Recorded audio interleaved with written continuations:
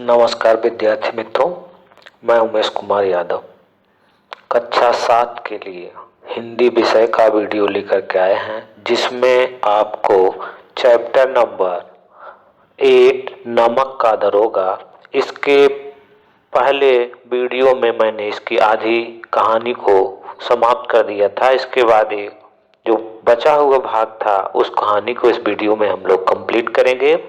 इसके बाद एक कहानी कंप्लीट होने के बाद इसमें मौखिक प्रश्न और एमसीक्यू टाइप के प्रश्न और भाषा की बात के प्रश्नों के उत्तर पर हम लोग चर्चा करेंगे। तो ये जो मुंशी प्रेमचंद की कहानी नमक का दरोगा है, इसमें हम लोगों ने कल वहां तक पढ़ लिया था कि मुंशी बंशीधर पंडित अलोपीद दीन को जैसे ही कचहरी में लेकर के पहुंचते हैं और वंशीधर को न्याय अपनी तरफ से खिसकता हुआ महसूस होने लगता है, क्योंकि कचहरी के अंदर जितने भी अधिकारी कर्मचारी थे पंडित अलोपीद दीन के बिके हुए थे, उनके लक्ष्मी के दास थे। इसलिए वहां पर न्याय उनकी तरफ से खिसकता हुआ दिखाई दिया। इसके बाद वंशीधर के पास सत्य के सिवाय और कोई गवाह नहीं थे। जो गवाह थे वो भी खसक गए थे। इसलिए उन्हें लगता था कि न्याय हमारे पक्ष में नहीं होगा। ऐसा ही हुआ। पंडित अलोपीद दीन को वहां के जज ने अपनी तजवीज में, अपने फैसलों में यह सुनाया कि पंडित अलोपीद दीन इस इलाके के प्रतिष्ठित और सम्मानित जमींदार हैं और इस छोटे से लाभ के लिए ऐसा काम ये नहीं कर सकते। और उधर दूसरी तरफ वंशीधर को जज ने निर्देश दिया, कहा कि वंशीधर सजग हैं, इसमें कोई दो राय नहीं है, लेकिन रिश्वतखोरी के चक्कर में ऐसे सम्मानित व्यक्ति को इन्होंने अपने कस्टडी में ला करके कोर्ट में पेश किया और रिश्वत खाने के चक्कर में, इसलिए इन्हें अपने कार्य के लिए सजग रहने की जरूरत है और इन्हें अस्थायी रूप से कुछ समय के लिए इनके पद से इन्हें हटाया जाता है। ऐसा कोर्ट से जज का फैसला आता है। चारों तरफ लोग इनका मजाक उड़ाने लगते हैं और पंडित अलोपीद दीन मुस्कुराता हुआ कोर्ट से बाहर आ जाता है। इसके बाद यह समाचार पंडित के क्षेत्र में फैल जाता है कि वंशीधर दरोगा ने पंडित अलोपीद दीन को कोर्ट में पेश किया था, जहां पर दरोगा अपमानित हुए, लज्जित हुए और हार गए। और यह समाचार वंशीधर के घर पे बूढ़े मुंशी जी के पास पहुंचता है। वे अपना सर पीट लेते हैं और पश्चाताप करने लगते हैं कि इस लड़के को जाते समय मैंने इतना समझाया था, लेकिन फिर भी मेरी बात को नहीं माना। इसके बाद कुछ ही समय के बाद वंशीधर अपने घर वापस लौट जाते हैं। परिवार में बहुत दुख का अनुभव परिवार के लोग करते हैं। कुछ समय बीत जाने के बाद एक दिन शाम के समय पंडित अलोपीद दीन अपने रथ पर सवार होकर के 2-4 सेवकों को साथ में लेकर मुंशी प्रेमचंद के दरवाजे पर पहुंच जाता है। जैसे ही मुंशी प्रेमचंद पंडित अलोपीद दीन को आते हुए अपने पास देखते हैं, दौड़ करके उनका लल्लो चप्पो करने लगते हैं, उनका सम्मान करने लगते हैं और कहते हैं कि अभागा लड़के की वजह से आज मैं आपके सामने मुंह दिखाने लायक नहीं हूं। तो ऐसा कहने पर पंडित अलोपीद दीन कहते हैं कि आप अभागे नहीं हैं। ऐसे व्यक्ति व्यक्ति, ऐसे लोग संसार में बहुत दुर्लभ ही होते हैं, बहुत कम लोग ही मिलते हैं। इसलिए मैं अपनी सारी संपत्ति का वंशीधर को अस्थाई मैनेजर बनाना चाहता हूँ। तब उस समय वंशीधर ने कहा कि मैं आपकी संपत्ति का स्थायी मैनेजर बनने लायक नहीं हूँ, क्योंकि उसके लिए किसी योग्य व्यक्ति की जरूरत है। हम उतने योग्य नहीं हैं। लेकिन पंडित अलोपीदीन सच्चे व्यक्तियों का पारखी था, इसलिए वह कहा हमें आज ऐसे ही अयोग्य व्यक्ति की ही जरूरत है जो कि हमारी सारी संपत्ति का अस्थाई मैनेजर बने। ऐसा कहने के बाद एक स्टाम्प निकालते हैं पंडित अलोपीदीन और कहते हैं इस पर सिग्नेचर कर दीजिएगा।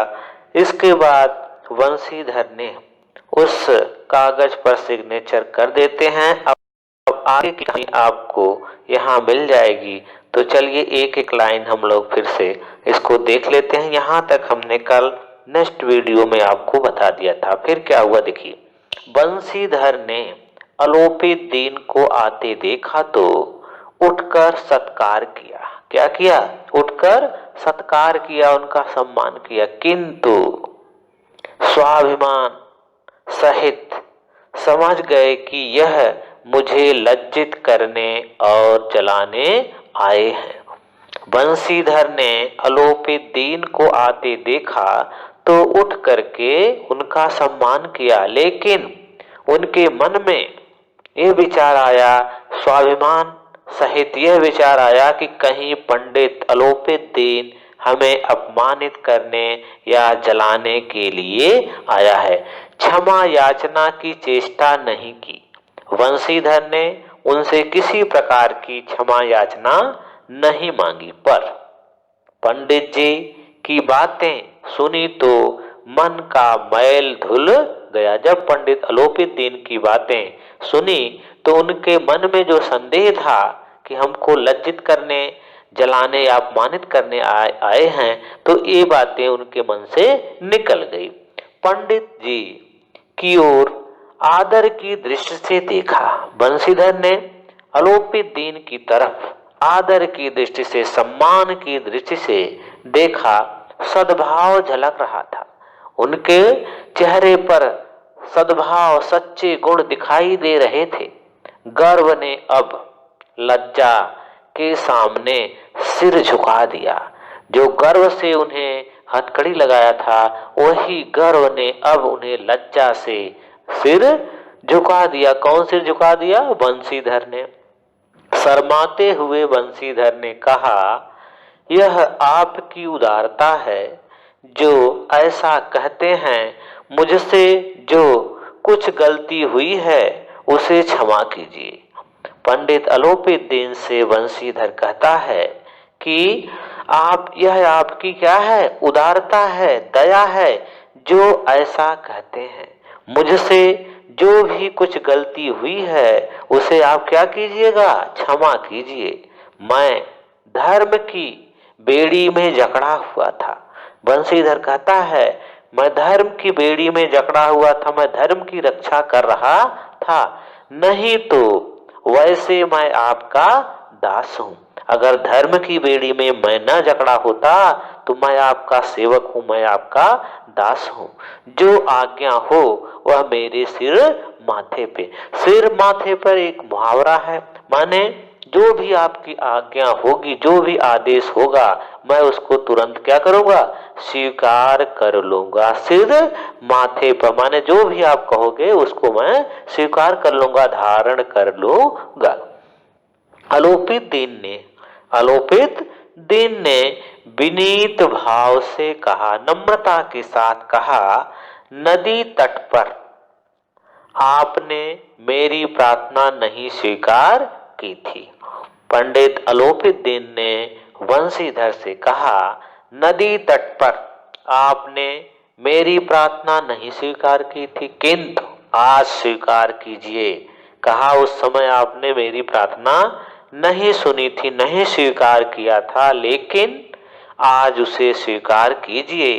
बंशीधर बोले, मैं किस योग्य हूँ, किंतु जो कुछ सेवा मुझसे हो सकती है उसमें त्रुटि न होगी। जब पंडित अलोपीदीन ने कहा कि उस समय नदी तट पर आपने मेरी प्रार्थना नहीं स्वीकार की थी, किंतु आज मेरी प्रार्थना क्या करो, स्वीकार कीजिए। बंशीधर बोले, मैं किस योग्य हूँ, किंतु जो कुछ सेवा मुझसे हो सकती। कहा, अब मैं किसी योग्य नहीं हूं कि जो आपकी प्रार्थना स्वीकार कर सकूं, लेकिन जो कुछ सेवा मुझसे हो सकती है उसमें त्रुटि न होगी, उसमें कोई कमी नहीं होगी, ऐसी सेवा मैं करूंगा। अलोपीदीन ने एक स्टाम्प लगा हुआ पत्र निकाला, एक स्टाम्प लगा हुआ पत्र निकाला, जिसपे एक टिकट लगा हुआ था, ऐसा पत्र निकाला और उसे बंशीधर के सामने रखकर बोले, इस पद को स्वीकार कीजिए। कहा, जो ये पद इस पर लिखा है, इस पद को क्या करिए, स्वीकार कीजिए और अपने हस्ताक्षर, सिग्नेचर, हस्ताक्षर माने सिग्नेचर ही होता है, हस्ताक्षर कर दीजिए।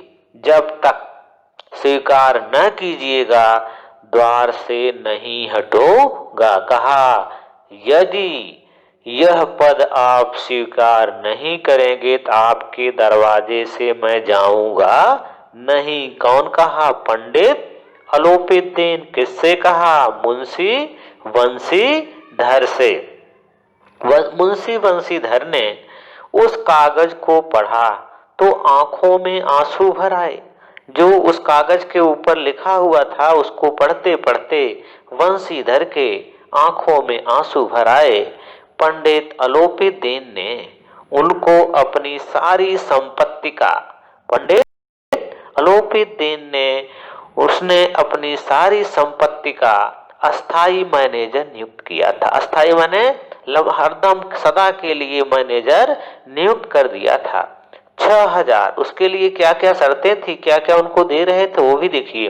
6000 वार्षिक वेतन, वेतन माने सैलरी, तनख्वाह, 6000 वार्षिक वेतन के अतिरिक्त रोजाना खर्च अलग, जो रोज का उनका खर्च होगा उसके अलग से दिया जाएगा।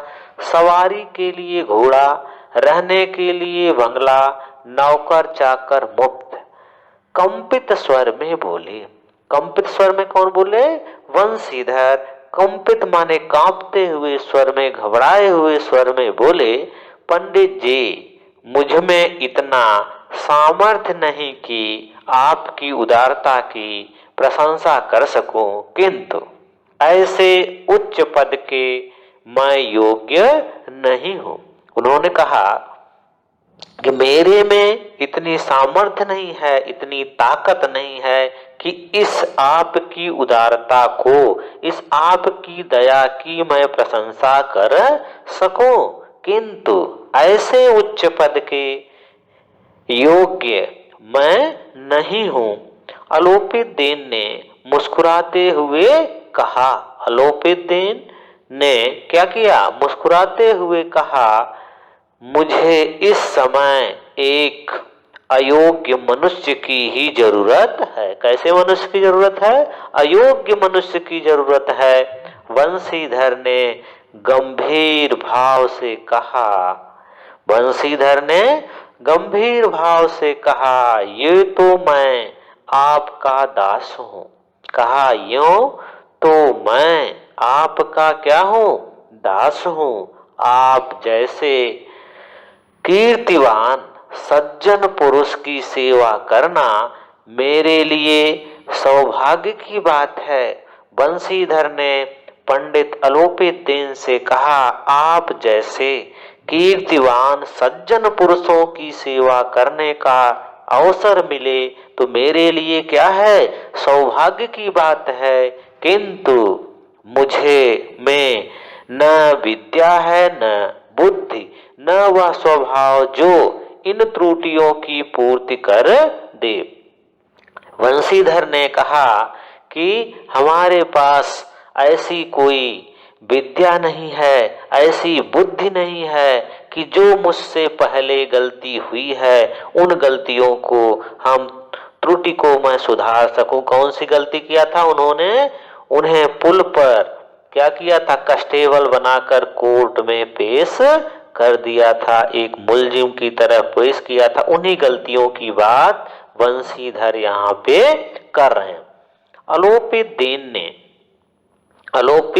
दीन ने कलम निकाली और उसे अलोपित दीन ने कलम निकाली और उसे बंशीधर के हाथ में दे करके बोले, ना मुझे विद्वत्ता की चाह है।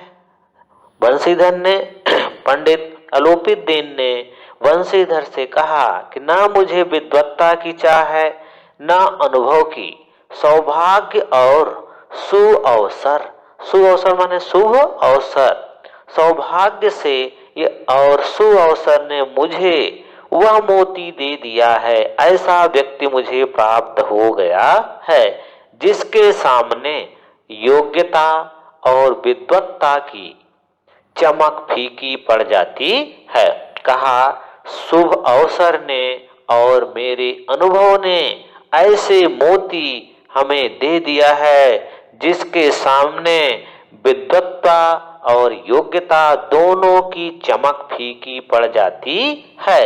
यह कलम लीजिए, अधिक सोच विचार न कीजिए, हस्ताक्षर कर दीजिए, सिग्नेचर कर दीजिए। मेरी ईश्वर से यही प्रार्थना है कि आपको सदैव वही नदी के किनारे वाले बेमुरौवत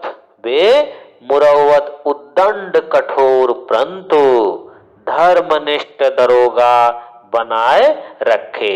पंडित अलोपित दीन कह रहे हैं कि मैं ईश्वर से सिर्फ यही प्रार्थना करूंगा कि आपको सदैव माने वैसा ही वही नदी के किनारे वाले बेमुरौवत, जिस प्रकार से मेरे साथ बेमुरौवत आप पेश आए थे, उद्दंड और कठोर परंतु धर्मनिष्ठ, धर्म की रक्षा करने वाले दरोगा बनाए रखे। ईश्वर आपको ठीक उसी प्रकार से धर्म की रक्षा करने वाले दरोगा बनाए रखें। इसी प्रकार से आपको हमारे काम को करना होगा। बंशीधर की आंखें डबडबा आई, आंखें डबडबा आई माने आंखों से आंसू गिरने लगे पंडित अलोपित दीन की इन बातों को सुन करके। हृदय के संकुचित पात्र में, पात्र माने बर्तन में, हृदय का जो क्षेत्र है वो संकुचित है, इतना यह शान न समा सका उनके हृदय में, इतना यह शान, इतनी दया न समा सकी। एक बार फिर पंडित जी की ओर भक्ति और श्रद्धा की दृष्टि से देखा और कांपते हुए हाथों से मैनेजरी के कागज पर हस्ताक्षर कर दिया। अलोपित दीन ने प्रफुल्लित होकर उन्हें गले से लगा लिया। तो बच्चों देखिए, जो आपने मुंशी प्रेमचंद की नमक का दरोगा कहानी आपने पढ़ा, इस कहानी के अंतर्गत आपको यह सीख मिली है कि व्यक्ति चाहे जितना ही उसे कष्ट क्यों न सहना पड़े, अपने कर्तव्य और धर्म को नहीं छोड़ना चाहिए। यदि अपने कर्तव्य और धर्म को छोड़ देता है तो व्यक्ति संसार में अपमानित होता है और धर्म की रक्षा नहीं हो पाती और अपने कर्तव्यों से विमुख हो जाता है। तो मुंशी प्रेमचंद की नमक की दरोगा कहानी का मेन भाव यही था, व्यक्ति के ऊपर चाहे जितनी भी कठिनाइयां आए लेकिन वह अपने कर्तव्य और धर्म को न छोड़े और अपने कर्तव्य और धर्म पे डट करके कर्तव्य और धर्म की उसे रक्षा करनी चाहिए। और संसार में ऐसे आज भी बहुत से लोग हैं जो आपके धर्म और कर्तव्य की ठीक प्रकार से पहचान कर सकते हैं। जैसा इस कहानी में आपने सुना कि पंडित अलोपित दीन बंशीधर के धर्मनिष्ठ और कर्तव्य परायणता पर प्रसन्न होकर के अपनी सारी संपत्ति का अस्थाई मैनेजर बना दिया। तो इस प्रकार से संसार में आज भी सच्चे व्यक्तियों की परख करने वाले लोगों की कमी नहीं है, वे सच्चे व्यक्तियों की परख कर लेते हैं। तो इस कहानी से हमें ये सीख मिलती है कि हमें धर्म और कर्तव्य पे अडिग रह करके अपने काम को करते रहना चाहिए। तो आइए अब हम लोग पहले आपके मुहावरे दिए गए हैं उनके अर्थ के बारे में समझेंगे, फिर बहुवैकल्पिक क्वेश्चन के बाद भाषा की बात के प्रश्नों के उत्तर पर हम लोग चर्चा करेंगे। और नेक्स्ट वीडियो जो बनेगा जिसमें आपका मौखिक प्रश्न होंगे और लिखित में लघु उत्तरीय और दीर्घ उत्तरीय प्रश्नों के उत्तर होंगे। तो जो आपके ये मुहावरे दिए गए हैं, मुहावरे का आपने सुना होगा वाक्य में प्रयोग भी आता है। दिया जाता है परीक्षा में कि नीचे दिए गए मुहावरे का अर्थ लिख करके वाक्य में प्रयोग कीजिए। तो सबसे पहले आपको वाक्य में जब प्रयोग करने की बात आती है तो वाक्य में प्रयोग सिर्फ मुहावरे का होता है, न कि उसके अर्थ का। ये ध्यान में रखने की बात है कि वाक्य में प्रयोग मुहावरे का होता है, उसके अर्थ का नहीं है। प्रश्न ही कहता है कि नीचे दिए गए मुहावरे का अर्थ लिख करके वाक्य में प्रयोग कीजिए। अर्थ सिर्फ लिखना है, अर्थ का वाक्य में प्रयोग नहीं करना। वाक्य में प्रयोग किसका करना है? मुहावरे का। क्लियर? चलिए, करा है पौ बारह होना ज्यादा फायदा होना। पौ बारह होना ज्यादा फायदा होना, ये अर्थ है। इसका वाक्य में प्रयोग होगा कि आजकल अधिकारियों के पौ बारह हैं। आजकल अधिकारियों के पौ बारह हैं। इसका अर्थ है ज्यादा फायदा होना, आजकल अधिकारियों के पौ बारह हैं, ये वाक्य में प्रयोग होगा। नेक्स्ट है मुंह में कालिख लगना, अपमानित होना। इसका अर्थ क्या है? अपमानित होना या लज्जित होना। मुंह में कालिख लगना, और इसका वाक्य में प्रयोग करेंगे तो वाक्य में प्रयोग ओनली किसका होगा? मुहावरे का होगा, न कि मुहावरे के अर्थ का। मुंह में कालिख लगना तो अपमानित होना इसका अर्थ होगा। और इसको जब वाक्य में प्रयोग करेंगे कि वह व्यक्ति कुछ वस्तुएं चुराने के कारण उसके मुख में कालिख लग गए हैं, वो किसी के सामने अपना मुंह नहीं दिखा सकता। तो मुंह में कालिख लगना वाक्य में प्रयोग इस प्रकार से है। फिर है फूले न समाना। इसका अर्थ क्या है? खुश होना। अर्थ क्या है? खुश होना। लेकिन वाक्य में जब प्रयोग होगा तो वाक्य में प्रयोग होगा कि उस बच्चे का परीक्षा में अधिक अंक आने के कारण उसके फूले नहीं समा रहे हैं।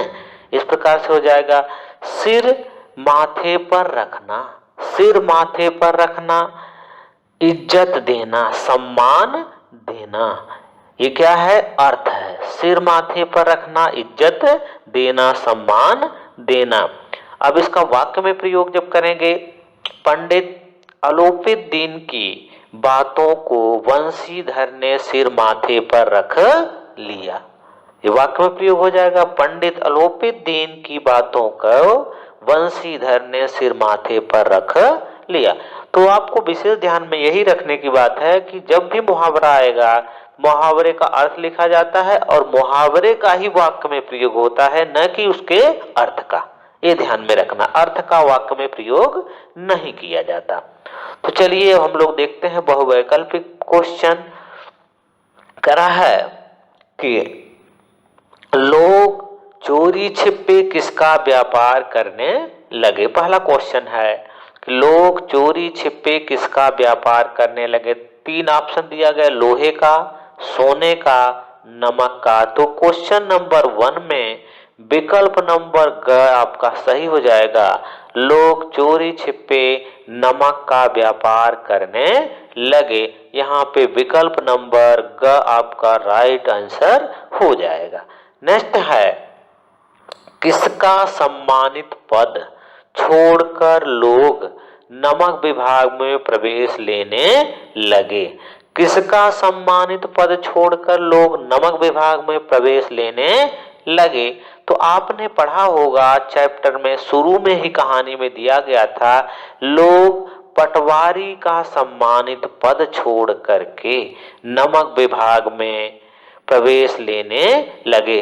ऑफिसर का, पटवारी का, शिक्षक का, ये ऑप्शन दिया गया है, उसमें ऑफिसर का ऑप्शन सही होता है, लेकिन जो कहानी के आधार पे जब हम लिखते हैं तो कहानी के आधार पर वहां पे ये ऑप्शन आपका सही हो जाएगा कि लोग पटवारी का सम्मानित पद छोड़ करके नमक विभाग में प्रवेश लेने लगे। तो यही ऑप्शन नंबर ख आपका राइट होगा।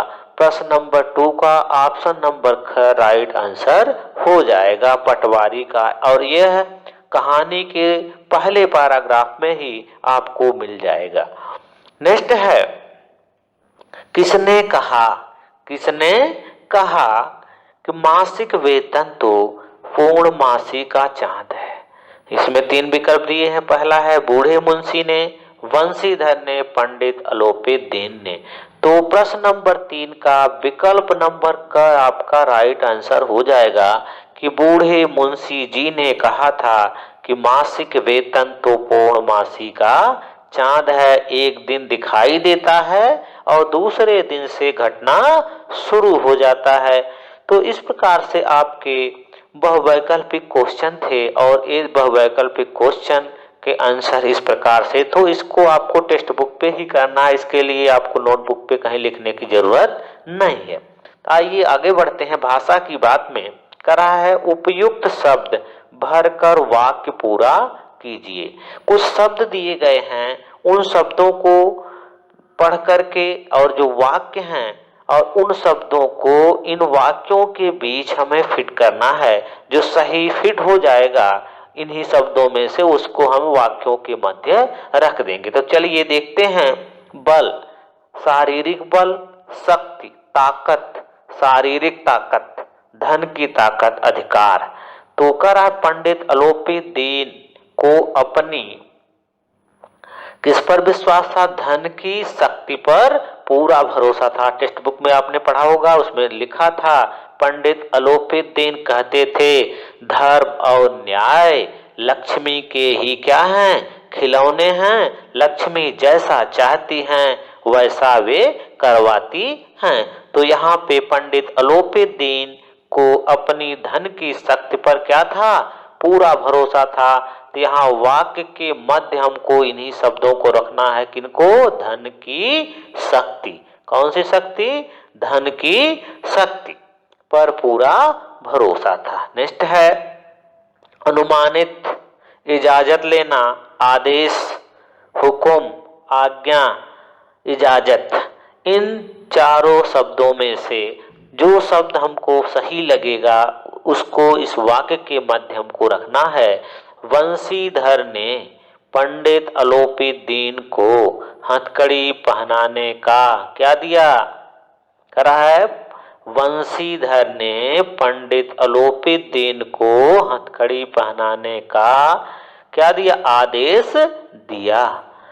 क्या दिया? आदेश दिया। आदेश यहाँ पर भरा जाएगा। नेक्स्ट है पंडित अलोपी दीन ने वंशीधर से कुछ विनय करने की क्या की? अनुमति मांगी, आज्ञा मांगी। अनुमति माने इजाजत या आज्ञा होता है, आज्ञा मांगी। नेक्स्ट है धन के घमंड में पंडित अलोपी दीन गाड़ियां नदी पार जाने की क्या करा है? धन के घमंड में, धन के घमंड में पंडित अलोपी दीन ने गाड़ियां नदी पार जाने की क्या ली? आज्ञा लेना आवश्यक नहीं समझा था।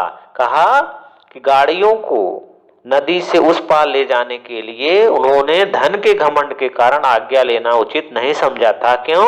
कि जानते थे अगर कोई रोकेगा तो मैं धन के बल पर गाड़ियों को नदी के पार ले जा सकता हूँ। नेक्स्ट है खेद। खेद मीन्स होता है गलती करने का, अच्छा गलती या अच्छा न होने का दुख। गलती करने का या अच्छा न होने का दुख खेद शब्द का अर्थ होता है। शोक माने वियोग, इसका भी मतलब दुख ही होता है। नेक्स्ट है बंशीधर को अदालत के फैसले का बड़ा खेद था। खेद माने दुख जनक अनुभव हुआ। बंशीधर को अदालत के फैसले का बड़ा खेद जनक अनुभव हुआ।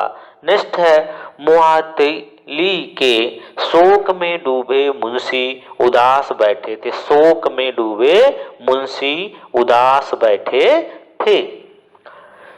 तो इस प्रकार से आप अपनी टेक्स्ट बुक में इनको कंप्लीट करेंगे।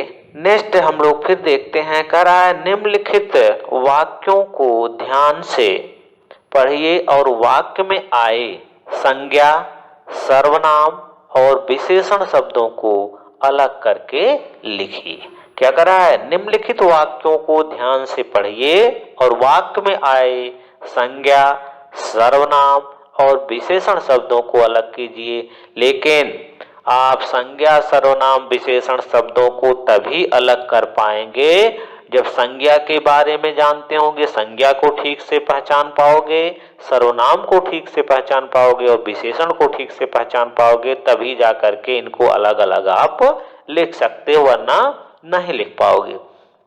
तो सबसे पहले आपको संज्ञा के बारे में जानना होगा, संज्ञा की परिभाषा जाननी होगी, फिर सर्वनाम जानना होगा, फिर विशेषण जानना होगा, तब जाकर के आप लिख पाओगे। चलिए एक एक को मैं बताता हूँ। संज्ञा की परिभाषा है, किसी व्यक्ति, वस्तु, स्थान के नाम को, किसी व्यक्ति, वस्तु, स्थान के नाम को हम संज्ञा कहते हैं।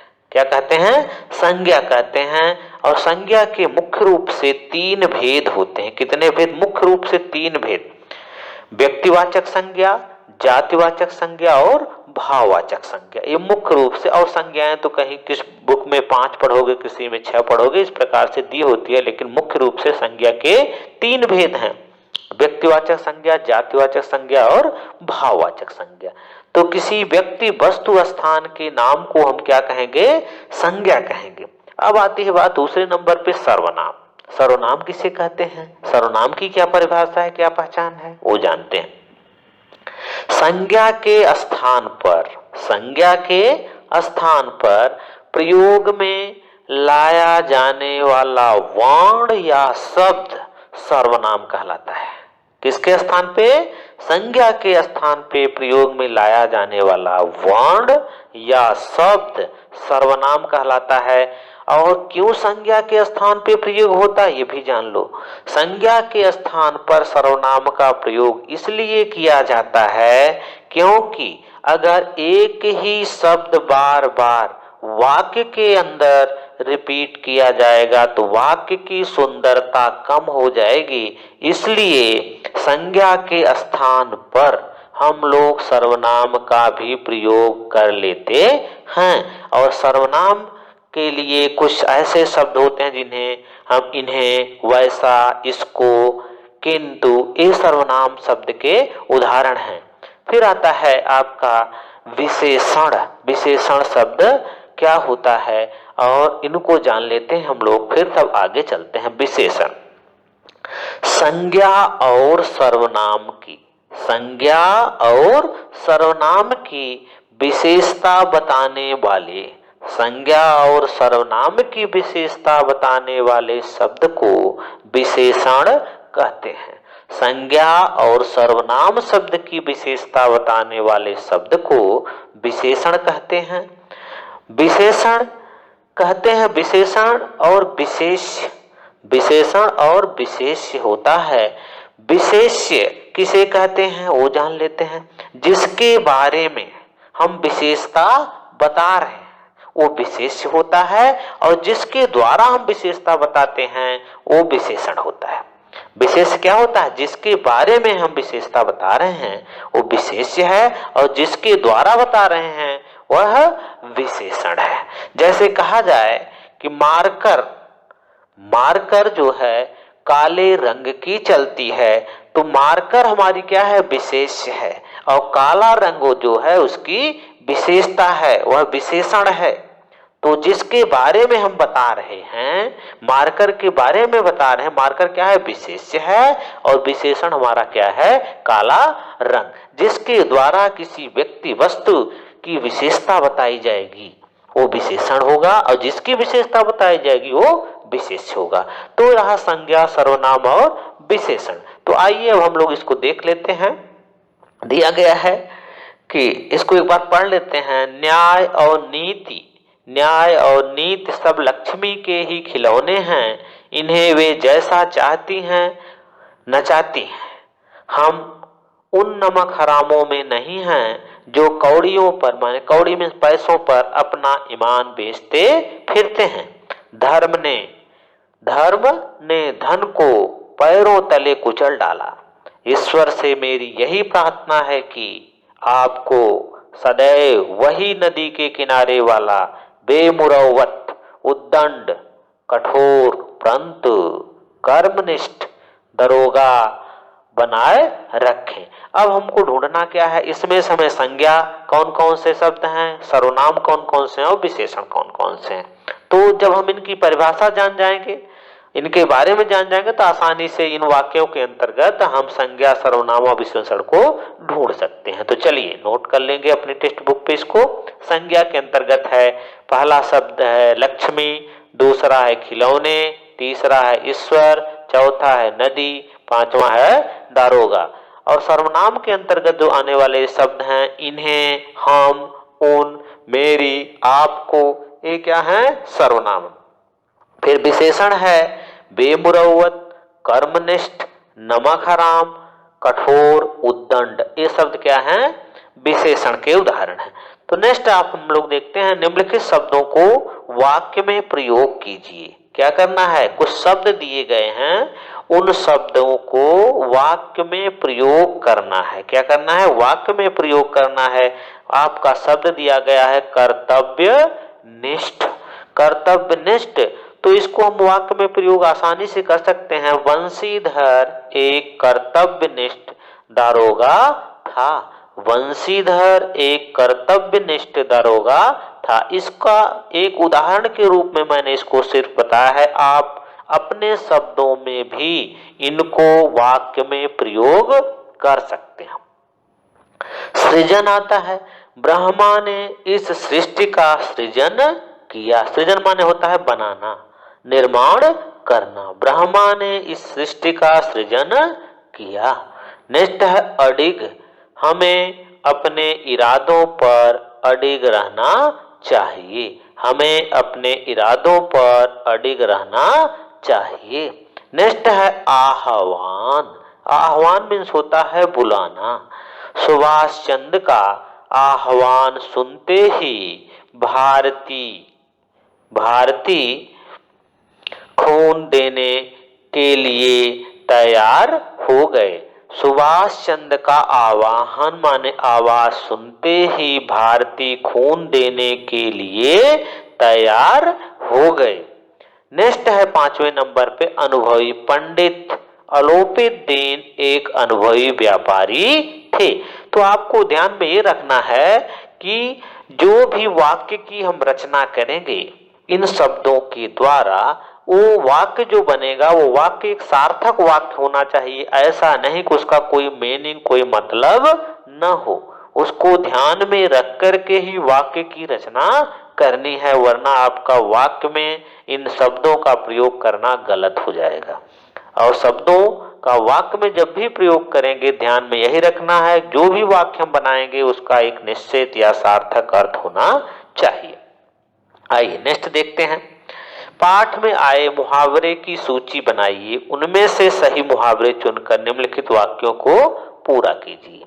करा है कि पाठ में बहुत सारे मुहावरे आए हुए हैं, उन मुहावरे को क्या करो, नोट कर लो और नोट करके आप इनको कंप्लीट करना। करा है अरे, अरे के बाद एक चिन्ह लगा हुआ है, इंग्लिश का उल्टा है, जिसे हम संबोधन के नाम से जानते हैं।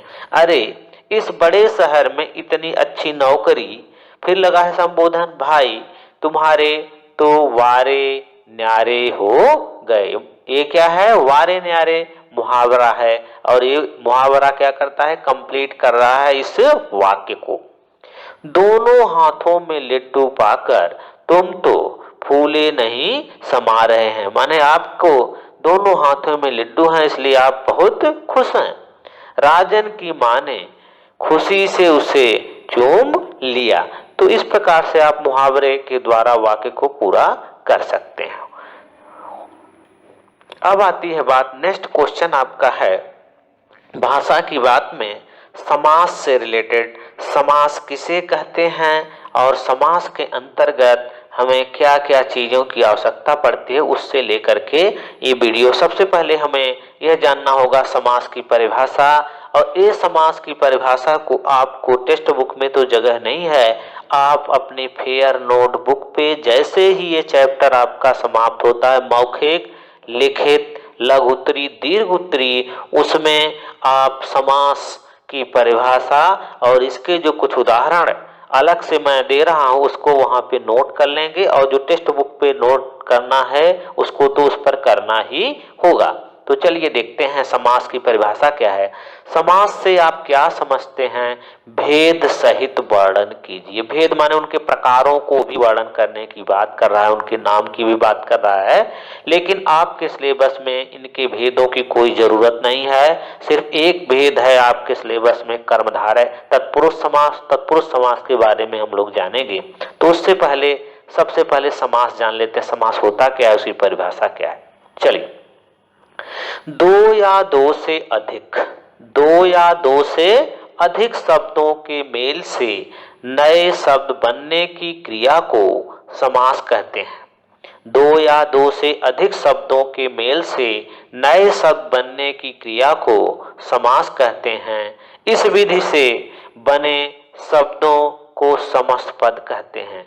जब दो या दो से अधिक शब्द मिलकर एक नया शब्द बनाते हैं तो ऐसे शब्द को हम लोग कहते हैं समस्त पद कहते हैं। क्या कहेंगे? समस्त पद कहेंगे। जब इन समस्त पदों को अलग किया जाता है तो उसे समास विग्रह कहते हैं। समस्त पद के पहले पद को पूर्व पद और दूसरे पद को उत्तर पद कहते हैं। तो ध्यान से सुनिएगा, इसको वीडियो देखिएगा। समस्त पद और समास विग्रह दोनों अलग अलग चीजें हैं। आपने अभी तक संधि विग्रह पढ़ा था, संधि विच्छेद पढ़ा था, वर्ण विच्छेद पढ़ा था, लेकिन संधि विग्रह नहीं पढ़ा होगा। विग्रह किसका होता है? समास का विग्रह होता है, संधि का विच्छेद होता है, वर्ण का विच्छेद होता है। विग्रह ओनली किसका होता है? समास का होता है। तो समास में दो पद होते हैं, पहला पद पूर्व पद कहलाता है और दूसरा पद उत्तर पद कहलाता है। समास में दो पद होते हैं, पहला पद पूर्व पद और दूसरा पद उत्तर पद कहलाता है। ठीक?